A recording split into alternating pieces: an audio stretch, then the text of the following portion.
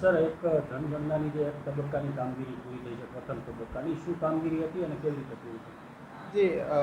ગુજરાત રાજ્યમાં જનગણના 2027 અન્વયે પ્રથમ તબક્કાની એટલે કે ઘર યાદીકરણ હાઉસ લિસ્ટિંગની કામગીરી માટે 1 જૂન 2026થી લઈને 30 જૂન 2026નો સમયગાળો નિયત થયેલ હતો અને આ કામગીરી રાજકોટ મહાનગરપાલિકા પણ રાજકોટ શહેરમાં સુચારુ રૂપે હાથ ધરવામાં આવી હતી અને આ કામગીરી 30 જૂન 2026ના રોજ એટલે કે ગઈકાલે પૂર્ણ થયેલ છે.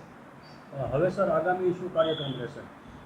આપ જાણો છો એમ જનગણના 2027ની કામગીરી કુલ 2 તબક્કામાં વિભાજિત છે, જેનો પ્રથમ તબક્કો હાલ પૂર્ણ થયો છે. હવે બીજો તબક્કો જે છે કે જેમાં વસ્તી ગણતરી પોપ્યુલેશન એન્યુમરેશનની કામગીરી કરવામાં આવશે, એના માટે સમય નિર્ધારિત થયેલ છે 9 ફેબ્રુઆરીથી 28 ફેબ્રુઆરી 2027નો સમયગાળો. ત્યારે આ વસ્તી ગણતરીની કામગીરી પોપ્યુલેશન એન્યુમરેશનની કામગીરી કરવામાં આવશે. ત્યારબાદ સર આંકડાઓ કોણ જાહેર કરશે ત્યારે?